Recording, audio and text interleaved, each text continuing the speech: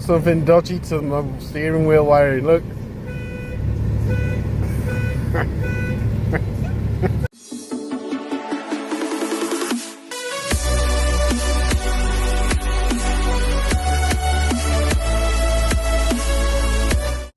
Hello and welcome back to the channel. So I have got my new Clockspring. I got it today, it arrived in the post, courtesy of TT Shop Blackburn. So again, always a great service. So it's arrived really quickly, so let's get this unwrapped and then we'll crack on with getting the Clockspring installed, and then see if that annoying horn noise has disappeared. So because I have broken the ribbon on my Clockspring, so now I need to get it removed. So first things first, I'm going to get this steering wheel removed. So in order to remove the steering wheel, first of all you need to rotate it so it's facing like that, so you can access the two Torx bits, one at the top, one at the bottom here. So we'll get those removed. So once you've undone the two Torx 25, there's one sticking out there, one sticking out there. So you can see here my Clockspring. So it's got a pointer here. The one up here snapped off. So you need to disconnect the airbag for the Clockspring. And I am using a T55 to get the center bolt out.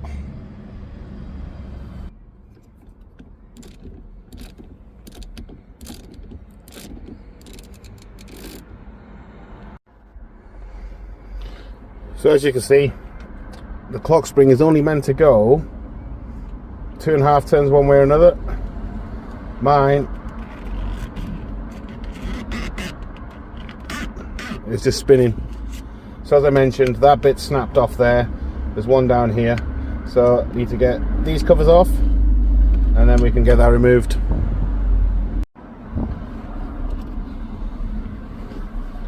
So as I've not removed one of these before, my guess is it's going to be these two Phillips heads here, so we'll get those taken out.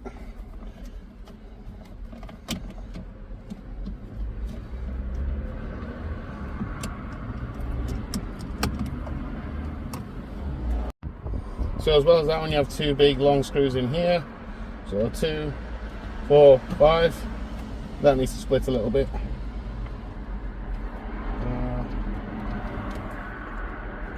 Just need to see what else is now holding that on.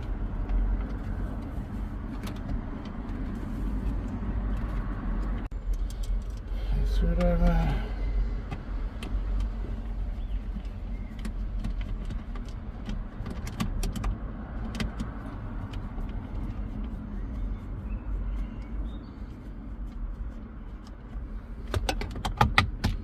And there we have it. Another nice long one. And we're off-ish.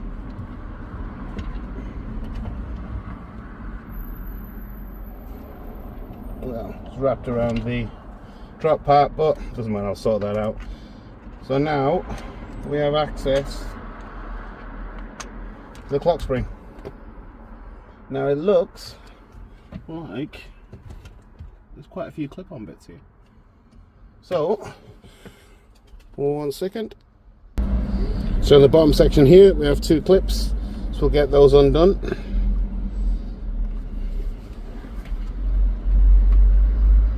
A little clip on the top here. There we go. And there we have it. One removed Clockspring. That one that was on the top was this one here. See it there? So it's that little one there that was on the top. So there was the 3 plugins, clip on the top, and it just popped off. So yeah, there we have one very broken Clockspring. So now in terms of installing the new Clockspring, the TT Shop Blackburn did a fantastic job. They actually put some fragile tape on here just to stop it spinning around. So the correct way, after doing some research in terms of getting a Clockspring refitted, whether it's a new one or a second-hand one, so the mistake that I made when I was trying to adjust the angle sensor was I turned the clock spring anti-clockwise because it was 3 degrees out on the VCDS, so naturally that meant it was 1 turn out, so I rotated that 1 turn and then it was still out, so I did 2 turns. So essentially you have 2.5 turns one way, 2.5 turns the other, but because I'd taken 2 of the turns that were available of the 2.5, so when I went full lock left hand down, it essentially snapped the ribbon in the old one. So what I have learned is that first you need to count. So if you go 1 turn, 2, and then 2.5, so there I'm getting a bit of resistance. So now I need to count the other way. So that's what 2.25 turns, wasn't it, because it was their starting point. So there's the resistance. 1, 2, 3, 4,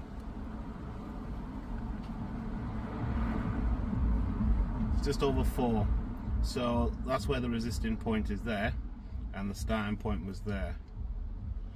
So we'll do that one more time just to make sure that I've got the maximum turns anti-clockwise and then the maximum turns clockwise. So then I need to pick in the middle of that. So if it's 5, you do 2.5 turns, and if it's 4, you do 2 turns essentially. So I'll do that now.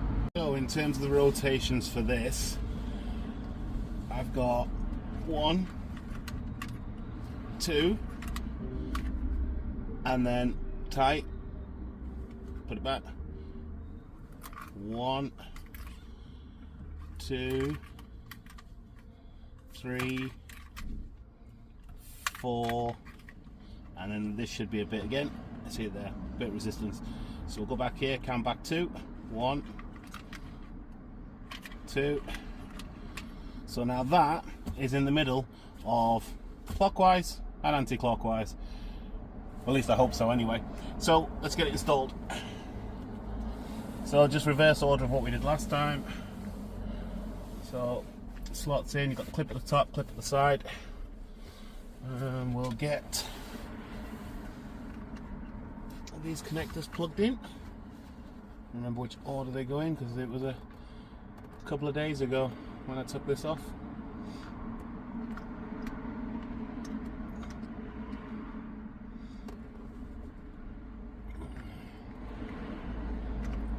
You go in that hole,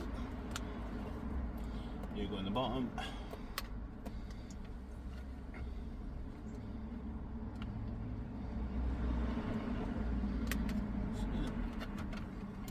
Nothing's in. You go up there. It's always interesting how these are so much easier to put back in than they are to take out to unclip. But we are where we are. So side clip, top clip, bottom clip, and that's essentially in.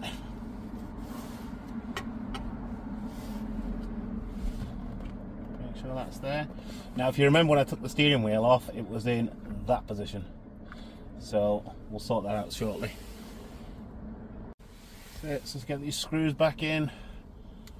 Phillips head.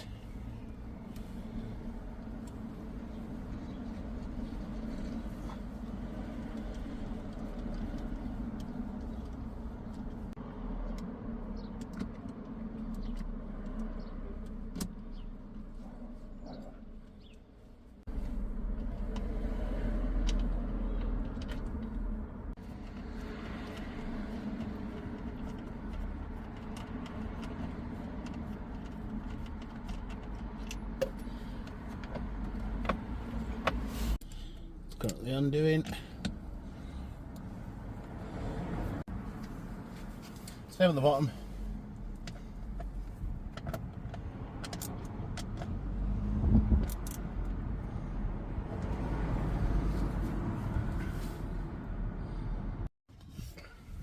So because of the ribbon breaking last time, so I took out the fuse for the horn. It didn't really help because it just stayed on.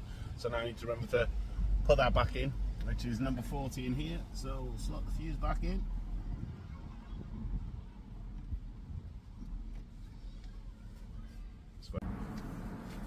Same on the bottom.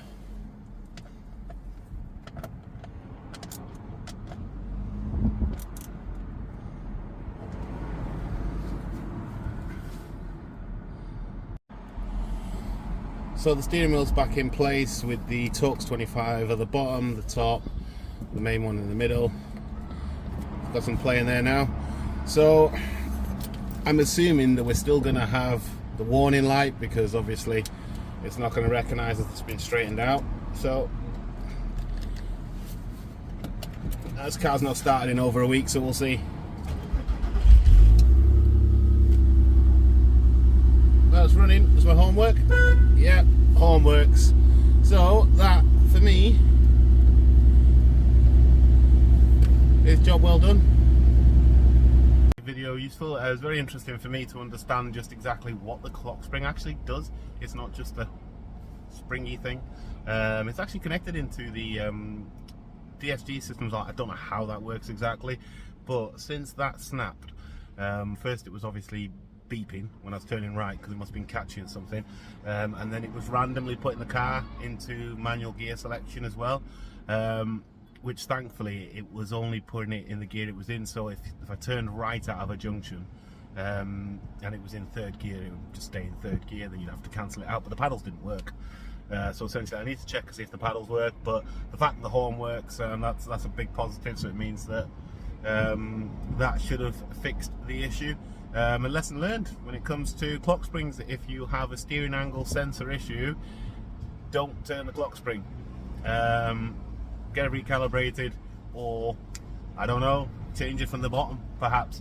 But I hope you enjoyed the video, and I'll catch you on the next one. Bye for now.